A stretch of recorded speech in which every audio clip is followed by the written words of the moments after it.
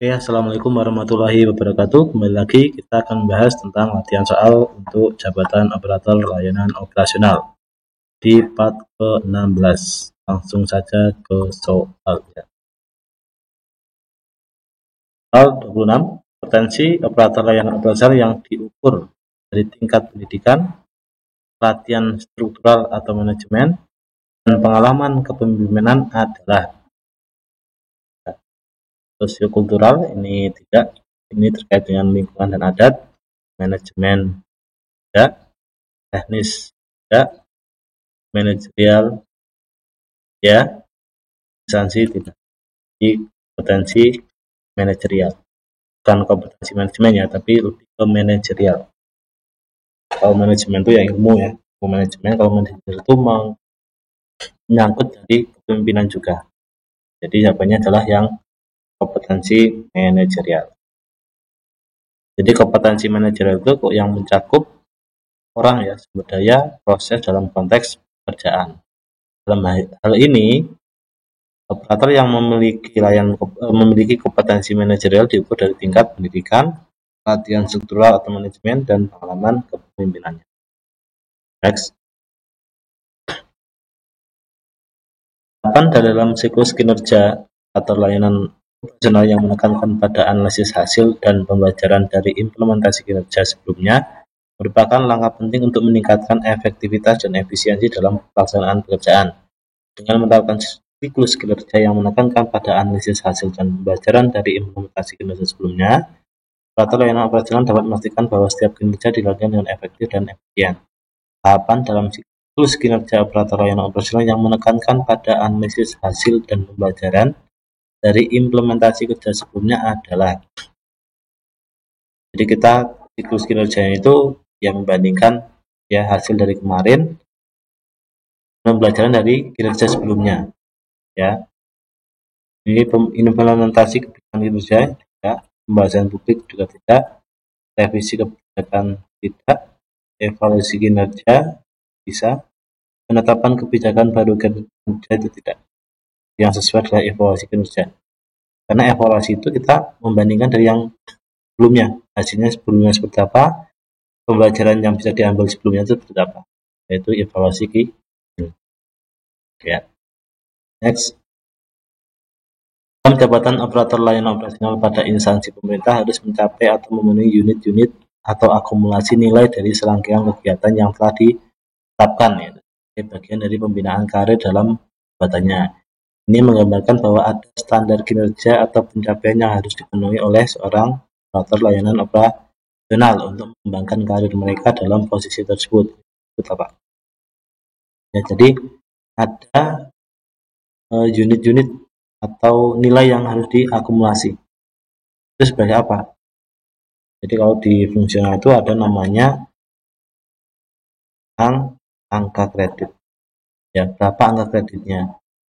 Kalau rapot tidak, penilaian juga tidak, rapot juga, kreditnya juga tidak. Jadi angka kredit. Untuk memenuhi misalnya mau naik pangkat itu angka kreditnya harus berapa? Ya. Mau naik jenjang angka kreditnya harus berapa? Ya, itu sebagai pembinaan karir. Semakin cepat mengumpulkan angka kredit ya semakin cepat naik pangkat. Ya. Ini bahasanya, angka kredit itu adalah standar kinerja atau pencapaian yang harus dipenuhi oleh seseorang dalam jabatannya. Misalnya kriterianya kalau ahli pertama misalnya itu 50 ya. Dalam konteks operator layanan instansi pada instansi pemerintah, angka kredit itu mencerminkan pencapaian dan kinerja yang diperlukan untuk mengembangkan karir dalam posisi ya, mau naik pangkat, mau naik jabatan itu dengan angka kredit. Next. Peran seorang operator layanan operasional yang dapat ditunjukkan adalah adanya sikap dan perilaku yang diarahkan pada pencapaian tujuan yang telah ditentukan melalui interaksi dengan masyarakat. Dalam pelaksanaan peran minimal ada 3 komponen yang menyertainya. Ya, jadi sikap dan perilaku. Pertama adalah tempat peran tidak.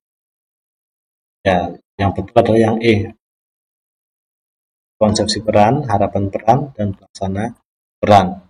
Bahasanya seperti apa? konsepsi peran itu merujuk pada pemahaman atau pengertian yang dimiliki seseorang tentang apa yang menjadi esensi dari peran mereka. Jadi kita tahu peran itu apa, ya tugasnya apa, tanggung jawabnya apa. Kemudian harapan peran ini mencakup harapan yang ditetapkan oleh individu itu sendiri atau lain. Dengan bagaimana peran tersebut harusnya dilaksanakan, ini berupa harapan. Jadi ketika sudah tahu tugasnya, tanggung jawabnya, harapannya apa, itu harus. Dan pelaksana peran ini individu yang secara aktif menjalankan atau melaksanakan peran tersebut dalam interaksi dengan masyarakat. Jadi dari konsepsi peran sudah paham, harapannya kemudian di pelaksanaan. Dalam jabatan sebagai operator layanan operasional di instansi pemerintah, memiliki perencanaan yang baik merupakan hal yang sangat penting. Ini mengindikasikan bahwa proses perencanaan harus dilakukan secara cermat, sistematis, dan terstruktur untuk mencapai hasil yang optimal. Perencanaan yang baik setelah ini memenuhi beberapa syarat kecuali syarat perencanaan, ya, kecuali apa? Mempunyai tujuan yang jelas dan tidak berubah secara drastis setiap waktu. Oke. Perencanaan memiliki sifat faktual dan final. Ini kurang, ya.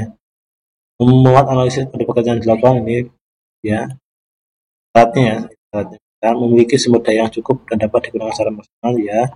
Timbang antara tanggung jawab dan tujuan pada setiap bagian, ya. Jadi yang tidak, ya, kecuali di sini berarti yang B. Jadi perencanaan ini bukan final atau faktual, ya, karena perencanaan itu kadang depan bisa belum final, ada perubahan, ya, ada parsial dan seterusnya. Ya, untuk pembahasan di part ke-16. Nah, ini perencanaan yang baik itu selayaknya memenuhi beberapa syarat. Pertama, stabil, sederhana, kreatif, yang penting, ya. L, fleksibel, jadi bisa berubah, seimbang, memperhatikan sumber daya yang ada, dan terintegrasi. Oke, ini bagi yang mau mencoba soal tryout 1 dan 2, silakan bisa dilihat di kolom deskripsi. Yang mau gabung ke WA silakan bisa di WA. Wassalamualaikum warahmatullahi wabarakatuh.